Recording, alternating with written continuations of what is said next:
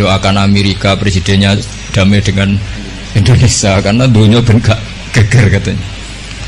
Nah, lepas dari cara beliau ngendikan seperti itu, kita bisa menfekihkan memang wa ma arsalnaka illa rahmatal lil alamin, bahwa agama ini memang untuk rahmat bagi semua. Nah, maksud saya bisa matur ini ke Habibidin, ke keluarga, bahwa penafsir standar itu kedah wonten supaya nanti tidak versinya yang murat-marit, karena kita punya pengalaman kan sebesar Rasulullah saja nyuwun sewu terjadi hadis apa maudhu ya, jadi harus dikawal secara apa ilmu. Siapa yang ya tentu yang paling kita dengar ya yang masyhur itu ya Habib Umar lah misalnya, yang di luar keluarga Kudus ada Habib Umar, ada Habib Lutfi, orang-orang.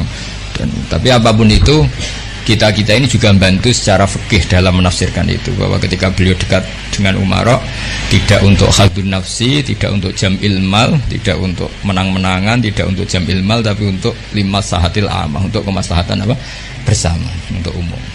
Apalagi tadi saya dengar sendiri dari Habibidin, nanti ketika Habib Ja'far jadi ikon di makam Peloso juga keluarga ada minta tadi, artinya tidak minta itu ya memang kita sudah dilatih untuk ikhlas itu.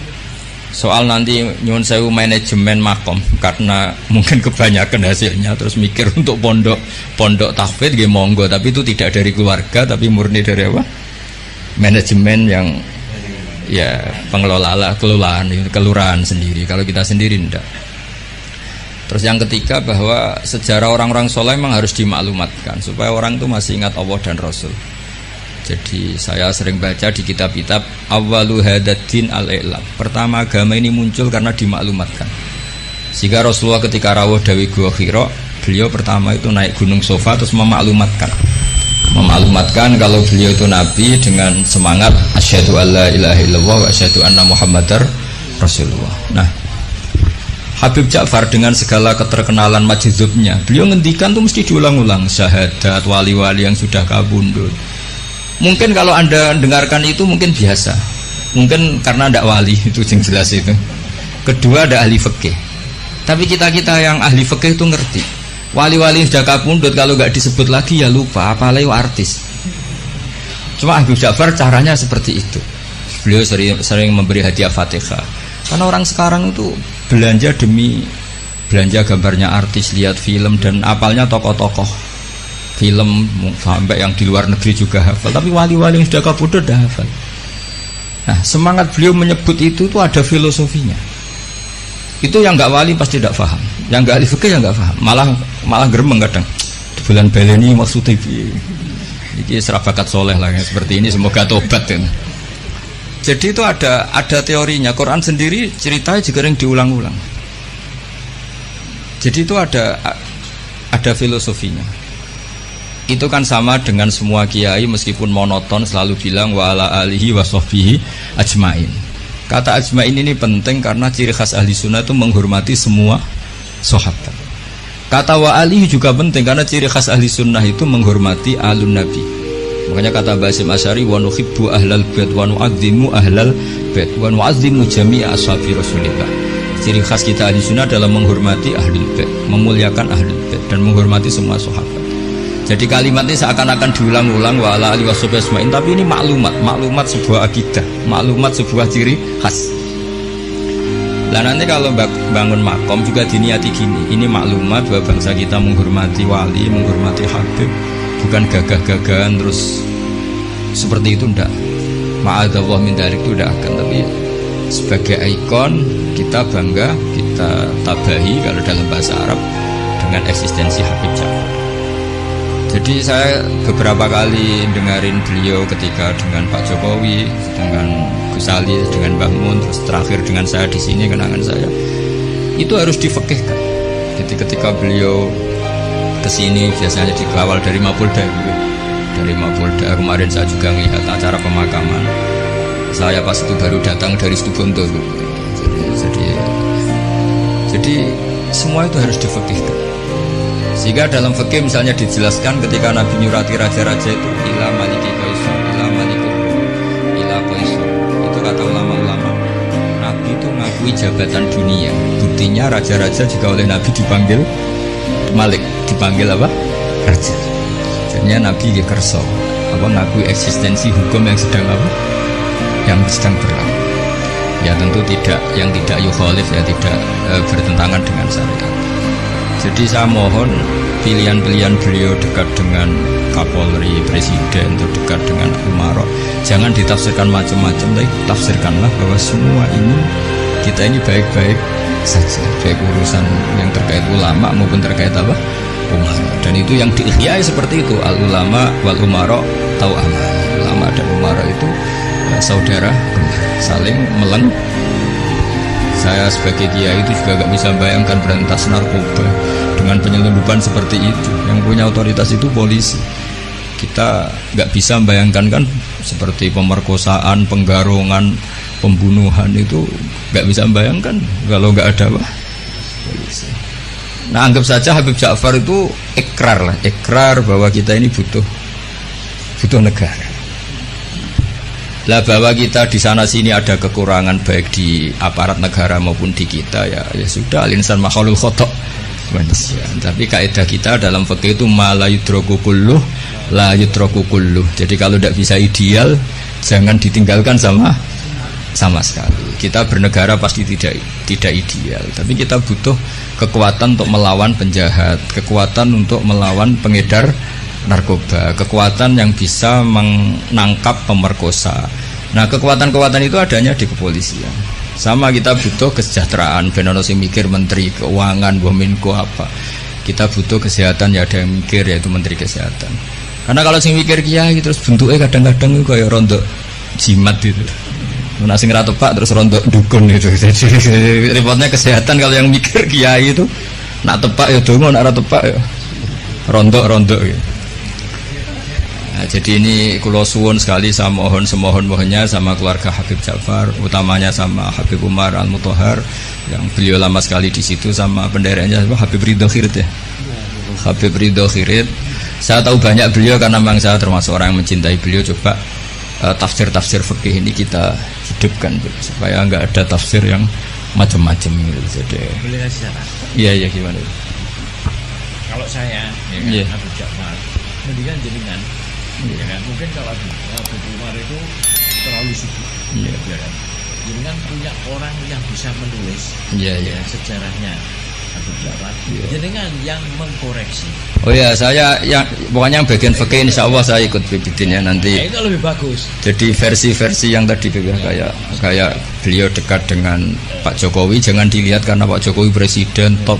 Bukan, dengan Pak Polisi pun, dengan camat pun, atau dengan rakyat kecil pun beliau. Jadi ini semuanya dalam konteks. Saya bersaksi ya Mbah Mun. Banyak orang bilang Mbah Mun mesti para wong presiden kan keren. Mbah Mun ditamoni KUA itu ya hormat. Ditamoni polisi, tentara yang kopral pun hormat. Cuma orang-orang hasut ngiranya agak tunggalnya nak para kebek presiden. Tapi kita kan bersaksi sebetulnya kan dengan siapapun beliau juga hormat. Jadi nanti istilahnya kalau di buku sekarang itu testimoni. Jadi nanti yang kesaksian Habib Umar monggo, Yekidin monggo. Tapi nanti semua itu dikawal secara fikih. Karena kalau dikawal fikih ini awet. Saya beri contoh ya betapa pentingnya fikih. Rasulullah SAW itu kalau dahar itu sering di luar rumah. Dan cara dahar itu enggak priayi menurut ukuran orang-orang priayi. Orang priayi itu kalau dahar kan dinampan terus pakai sendok. Nabi itu dahar kayak umumnya orang. Tapi itu dianalisis sampai ada orang lewat tuh, ini ngaku Nabi kok cara makan seperti itu. Tapi kata ulama-ulama itu penting sekali. Karena Nabi jadi Nabi setelah kecelakaan orang seperti Nabi Isa dituhankan. Jadi Nabi Isa itu saking sempurnanya, saking lembah lembutnya, justru kecelakaan dianggap Tuhan. Sehingga trauma dari itu Nabi itu sak urip-uripe, sak segesang-gesangnya menunjukkan kalau dia seorang manusia. Nate sholat patang rokaat itu kali rokaat ditakdir dilupakan sama Allah supaya kelihatan basariahnya. Orang yang agak ngerti fikih dianggap nak dalam murah agak apa dianggap beda bakule ribet kan. Jadi penafsiran ini penting sekali. Nah akhirnya ulama-ulama kenapa Nabi dahar di depan umum? Bahkan Nyon Sewu pernah juga di depan umum Nabi itu dimarahin orang. dimarahin orang macam-macam. Nabi ya sabar. Sampai beberapa kali dimarahin. Tapi akhirnya orang itu sungkem terus iman. Ini orang Yahudi. Saya membaca alamat Nabi ada di kamu semua, kecuali satu yang belum saya jumpai, yaitu ketika dimarahin, dimaki-maki, nambah-nambah khilmannya, sifat sayangnya, sifat sopannya. Dan sekarang saya temukan sifat itu pada Anda, maka asyhadu alla ilaha illallah wa annaka Rasulullah. Jadi fikih ini harus dibaca. Seorang lagi, fikih ini harus dibaca. Sehingga ketika Nabi lupa sholat duhur hanya 2 rakaat, Nabi dawuh ma kuntu ansa walakin unassali as-sunnah. Saya sebetulnya enggak lupa, tapi saya ditakdir lupa, supaya kalian tahu ketika lupa harus melakukan apa. Jadi lupanya Nabi itu berkah bagi kita semua. Saya sering nyontohkan tuh sholat qadha. Normalnya sholat qadha itu tidak wajib karena batas waktunya sudah habis. Kalau kita tangi turu 12:30 sekolah SMP kan sudah gak mungkin sekolah, jatahnya sudah habis. Normalnya qadha itu tidak wajib. Karena yang namanya sholat subuh ya antara 4:30 sampai jam 6 misalnya. Waktu itu habis kan harusnya kan sholatnya juga habis, karena malaikat bagian nyatet sudah tutup buku kan. Itu ibarat kita mau nabung sudah jam 4, jam 5 kan bank sudah tutup. Tapi barokahnya Rasulullah nanti ditakdir qadha. Saya tidak bilang qadha, ditakdir qadha subuh. Dan ternyata Nabi sholat. Terus jadi pelajaran bahwa qadha itu wajib. Nah, jadi Nabi itu dalam kondisi yang seakan-akan Nabi kok qadha, itu aja berkahnya. Tadi kan Nabi gak pernah qadha. Mungkin ulama-ulama pertama kayak Izan mesti berpikir gak butuhnya qadha itu. Mesti berpikirnya begitu, karena nah, contoh yang terakhir sekaligus ini pengalaman fikih. Semua ketika tawaf itu jalan, tapi Rasulullah itu naik unta. Itu kalau orang nggak seneng Nabi atau nggak ngerti fikih, anak buah kon melaku dek enak-enakan lenges-lenges numpak unta. Tapi baru kayak para penafsir fikih akhirnya diketahui bahwa tidak termasuk syarat sahnya tawaf harus jalan. Buktinya Nabi naik unta. Akhirnya kita pakai kursi roda punya dalil, yang agak sepuh pakai skuter punya. Coba kalau dulu Nabi jalan kaki, akan dikira syarat sahnya tawaf harus jalan kaki. Jubah juga gitu, bikin jubah, baju hem kayak gini. Itu dulu semua tabiin kalau sholat tuh pakai pakaian resmi, pakai jubah, pakai gamis. Kalau Indonesia mungkin pakai hem resmi. Itu Jabir bin Abdillah datang ke masjid, jubahnya dicopot, serbannya dicopot, dicandal loh. Terus sholat pakai sarung satu, akidan bina torofaihi ala atiki, sarungnya dicancang begini, kayak orang-orang kuno di kalung no. Terus ketika dikomplain sama tabiin, ungzuru ila sahibi Rasulillah, ini sahabatnya Nabi kok sholat seperti itu. Terus beliau marah. Saya bersaksi Nabi pernah sholat seperti saya. Akhirnya barokahnya itu orang tahu batas minimal aurat, yaitu mabena surah. Andai kan semua sholat mulai dulu jubahan pakai gamis, pakai hem, akan dikira syarat sahnya harus seperti ini. Tapi barokahnya itu orang yang pakai celana seperempat misalnya dengkul pasangon atau pas apa di sawah bisa sholat karena memenuhi syarat. Jadi itu hebatnya Rasulullah SAW. Jadi ketika beliau dengan standar gamis imamah yaitu kondisi terbaik karena pakai pakaian ketika pakai sarung diikatkan juga kondisi terbaik karena itu maklumat ilmu bahwa ini standar minimal untuk satrul aurah. Itu hebatnya Nabi. Pas pakai pakaian resmi ya adnal halak, pas pakai pakaian paling minimal juga a'lal halak. Jadi kemana pas pakai a'lal halak ya a'lal halak, kayak adnal halak juga a'lal halak. Jadinya Nabi ketika pakai kamis, pakai imamah juga kondisi terbaik karena pakai pakaian. Ketika Nabi hanya pakai sarung satu dan menutupi aurat juga kondisi terbaik karena sebagai maklumat secara ilmu bahwa itu batas aurat. Jadi apa? Nabi ketika sholat juga kondisi terbaik, ketika dahar juga kondisi terbaik karena dahar Nabi memaklumatkan aku ini mau terima Nabi ora pengeran. Nah, jangan sampai Nabi dahar terus Nabi kok pegangan ngomel, itu tidak bisa. Nabi dahar sekaligus memaklumatkan nafyul uluhiyah bahwa saya tidak Tuhan karena Nabi jadi Nabi setelah Nabi Isa. Nah, di sini hebatnya Quran ketika nyifati Nabi era Rasulullah, wa ma arsalna qablaka minal mursalin illa innahum la ya'kuluna ta'ama wa yamsuna fil aswaq. Jadi makanya saya sering dengar Habib Ja'far kecilnya sering main layangan, sering dolanan ayam. Itu menurut saya filosofinya orang tuh tidak perlu bagian nunggu punya Alphard tabungan miliaran, cacilek dolanan pitik ya seneng. Butuhnya dunia ku syukur dolanan pitik ya dolanan pitik. Tapi tidak iso jodoh. Intinya itu bisa kalau ditafsirkan secara Nabi itu kalau ada sahabat dolanan manuk ya seneng. Ya Umair mafa'alan nughair, cuma manuk piye cum. Aku cacilek itu. Jadi cobalah ini ditafsirkan tadi secara fikih supaya hal-hal yang basyariah itu menjadi makna yang luar biasa. Kayak tadi Nabi itu menunjukkan basyariahnya, tapi itu bagus karena beliau jadi Nabi setelah Nabi Isa yang gara-gara pesonanya terlalu magis kebablasan dianggap Tuhan.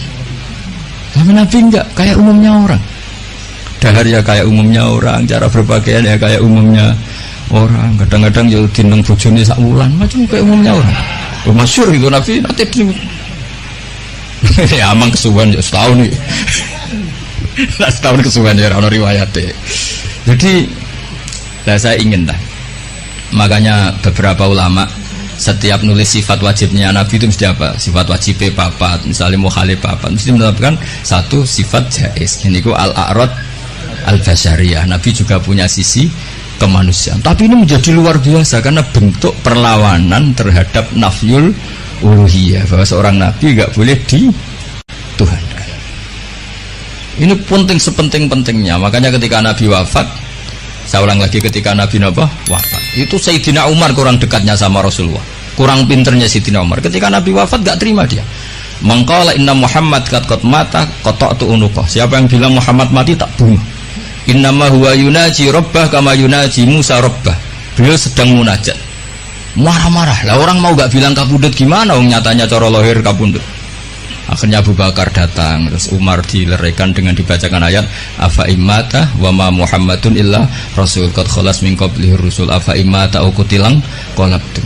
Jadi ketika Nabi kabudut dengan cara yang wajar, itu juga mendapat derajat yang setinggi-tingginya, karena itu bentuk maklumat juga bahwa beliau adalah tidak Tuhan. Andai kan Nabi kabudut kayak Nabi Isa diangkat ke langit, juga bisa saja jadi tragedi di Tuhan, dan beliau itu orang paling nggak ingin dituhankan. Jadi semuanya ini spesial itu. Apa semuanya ini? Jadi yang biasa saja itu spesial. Nah, tapi ini kalau yang ngendikan tidak ahlul fikih, tidak ahlul hadis. Nabi kok kabudutnya biasa sih, sakjane keren diangkat ning langit kok Isa. Lha iki umat yang perlu ditobatno, paham ya? Justru Nabi kabudut biasa ini menjadi luar biasa karena di situ tidak terjadi nafyul uluhiyah.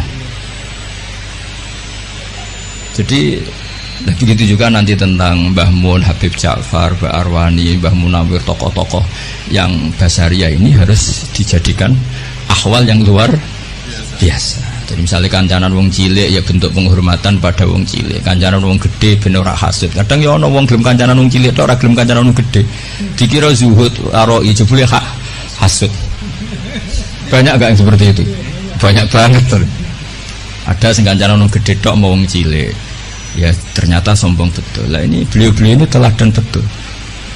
Jare Habib Bidin ya Ja'far dolanan manuk perkutut ya suwen, dolanan pitik ya suwen.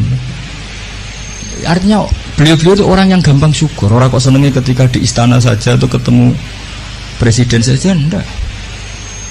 Ya jadi kalau suwun lah, nanti saya ikut bantu testimoni ya, saya itu yang spesial fikih lah ya. Jadi supaya sesuai porsi masing-masing. Jadi nanti Habib Umar sesuai pengalaman beliau, begitu juga Habib Ridho Khirid pengalaman beliau, nanti Amang juga bantu terutama ya Bidin. Tadi saya semohon-mohonnya semua ini ditafsirkan menurut kapasitas fikih sana, menurut kapasitas fikih.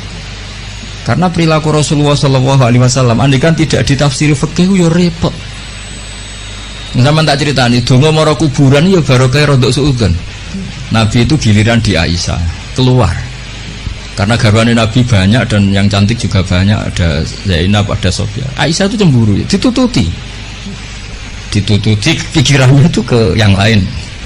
Ternyata Nabi itu mau bagi terus Nabi ngendikan assalamualaikum darokah. Jadi itu riwayat berdasar cemburu, berdasar rodok suudzon, tapi barokah itu ada riwayat Assalamualaikum warahmatullahi mukminin. Terus akhirnya Aisyah balik, oh jebule ngono to, ya sik aman.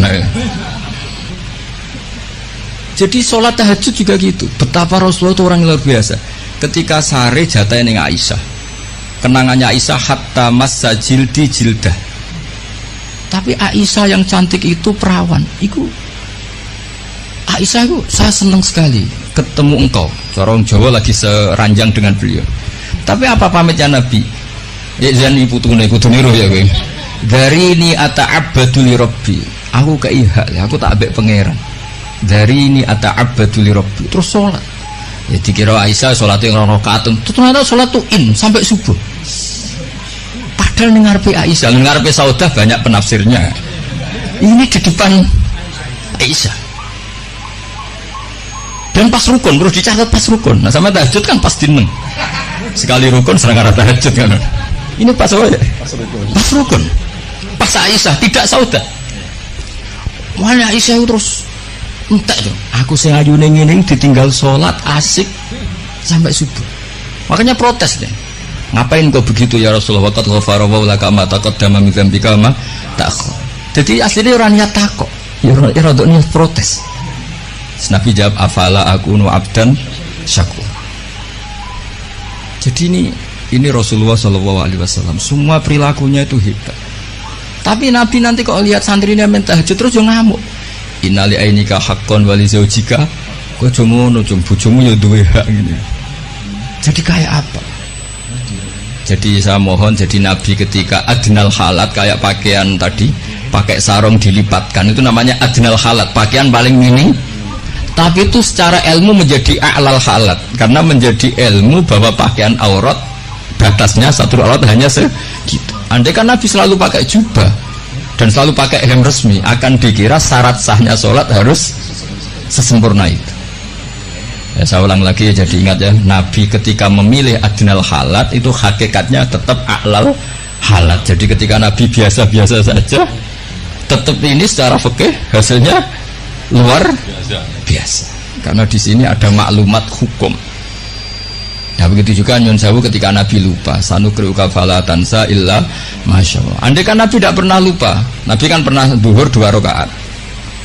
Terus beliau kundur setelah di pintu, ada sahabat yang agak kurang peradaban karena masih baru lah. Aku siroti sholatu amnasita ya Rasulullah, ini sholat model qasar apa memang kau lupa? Sahabat-sahabat yang terpelajar Abu Bakar Umar kan tidak berani matur.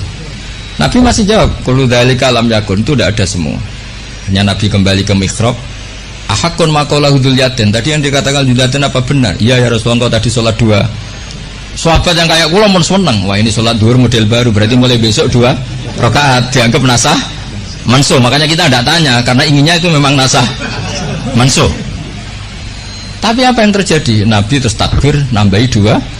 Nah, semenjak itu diketahui kalau sholat lupa, ya sudah tinggal nambah jumlah yang dia lupa. Jadi lupanya saja barokah. Jadi semua yang dilakukan Nabi lupanya saja barokah. Ditakdir kodok saja barokah. Termasuk dicurigai bojo, dikiting sampai itu ya barokah. Akhirnya ditemukan assalamualaikum daraqaumin mu'minin wa inna insyaallah bikum. Dan itu akhirnya yang jadi dalil tahlil. Saya punya kitab namanya itu Tajul A'ros fi Qutbi Habib Soleh bin Abdillah Al-Attas. Itu diantara dalilnya orang tahlilan atau baca Quran di kuburan, itu dalilnya itu hadis itu. Hadhihi kalimatun ghairul Quran, ini kalimat tidak Quran, yaitu assalamualaikum daraqaumin. Dan kalimat ini tanfaul mayyita, karena Nabi tidak mungkin ngendikan sesuatu yang tidak ada gunanya. Kalau kalimat yang tidak Quran saja tanfaul mayyita, manfaati ke mayit, apalagi kalimatul Quran. Lagi-lagi barokah, padahal itu peristiwanya dikiting tadi. Jadi saya mohon nanti buku tentang beliau itu segera diterbitkan keluarga dengan niat supaya versi itu tidak berseliweran. Sama seperti Rasulullah, akhirnya ada hadis sahih macam-macam. Kenapa ada hadis sahih? Supaya yang maudhu ini tidak berseliweran.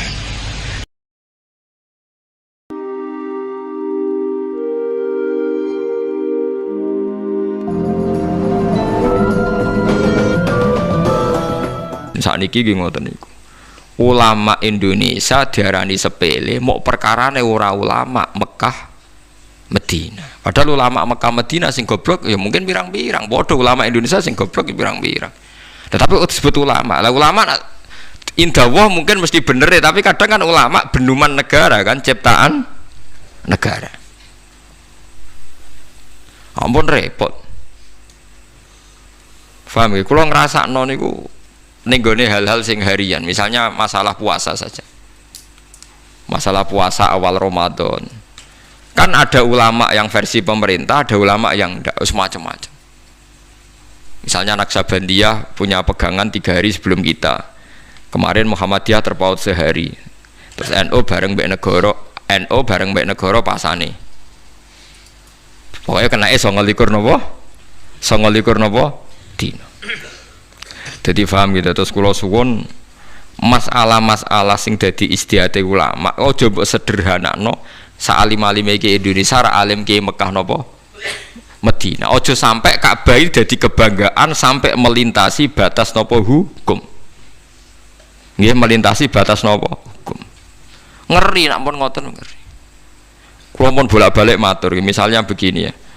Ada kelompok ekstrim yang mengatakan misalnya orang sing melakukan ini syirik. Oke, kita sepakat salah.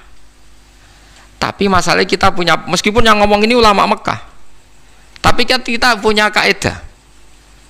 Ini rungokno tenan biar kita bisa taqarrub ila Allah. Punya kaidah begini misalnya. Orang kafir itu kan menjadi Islam karena nglafatkan la ilaha illallah. Mosok wong Islam sing bedina maca la ilaha illallah dikafirno. Mok krana punya kesalahan tertentu yang menurut mereka itu syirik. Bagaimana mungkin kita mengkafirkan orang yang melafadzkan kalimat la ilaha illallah yang orang kafir saja karo ngelafadzkan itu jadi mukmin.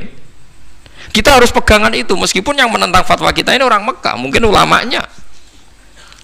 Saya sering ketemu ulama Mekah dimaki-maki. Saya kan ya kenal kan, ulama kan dikenal, ya ditanya gitu. Kamane ditakoki. Saya kan sering meduki tamu dari Arab. Ya takokane elek tenan. Pertama jalan-jalan sama saya ketemu rumah sakit. Itu lah apa itu? Apotek.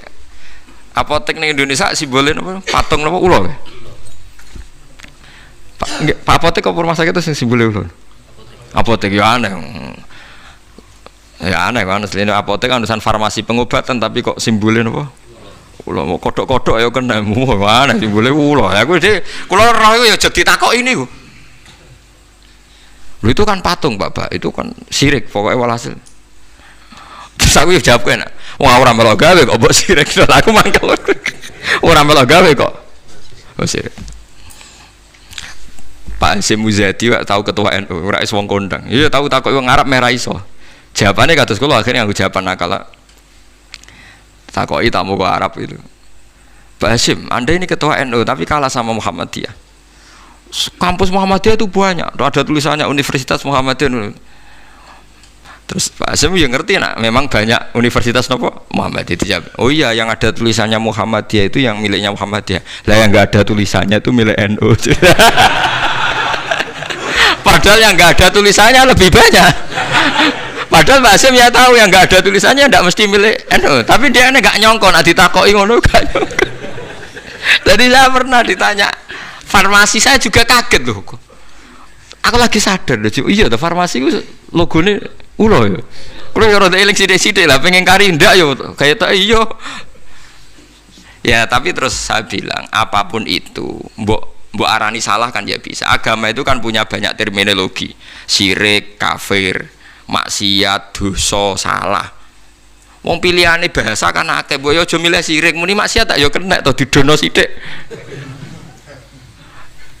Lah saya enggak sepakat sama mereka itu begitu. Wong agama punya pilihan ono istilah syirik, maksiat, dambun, kan sirkun, maksiatun, dambun, ismun, khotiatun, zalatun kan banyak.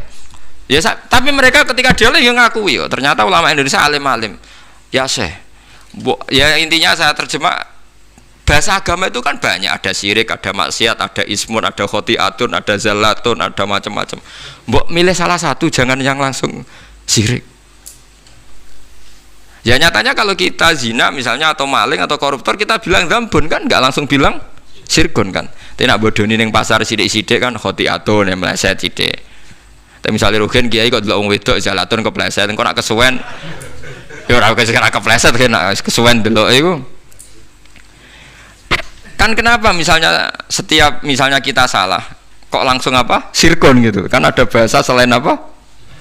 Sirkun. Ya, zaman Nabi itu begitu. Seringnya Nabi malah bilang itu hanya dosa atau maksiat. Di Quran juga banyak.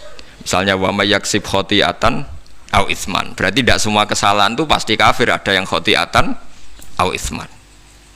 Paham ya? Terus misalnya ada istilah di Quran walladzina yastanibuna kabairal ismi wal fawahish. Kan tidak mesti langsung semua istilah kesalahan itu napa? Syirik. Nah, seperti ini Anda jangan langsung bilang pokoknya ulama Arab luwih alim timbang ulama Indonesia. Mergo Arab itu turunannya Nabi, kene turunannya Tunggul Ametung.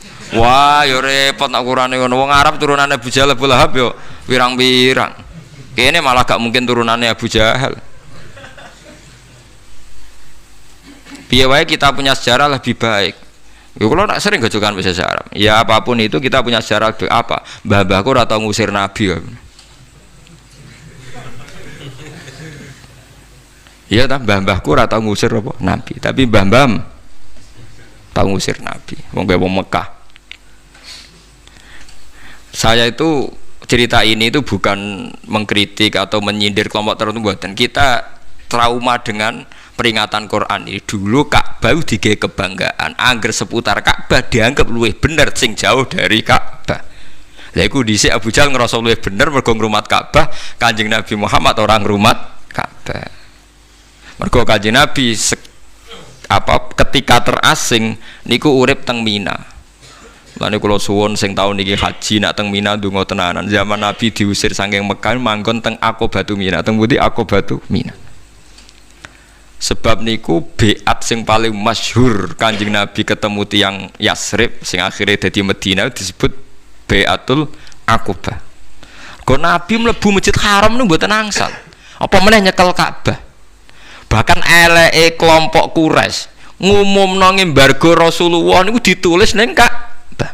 Nate pireng to crita niku jenengan. Prasasti anti Muhammad tuh ditempel teng pundi? Ka'bah. Akhirnya Nabi rawani mlebu Masjid Haram, uripe teng Aqobah teng Mina. Mulane kula wingi pas haji donga paling kathah nu teng Mina.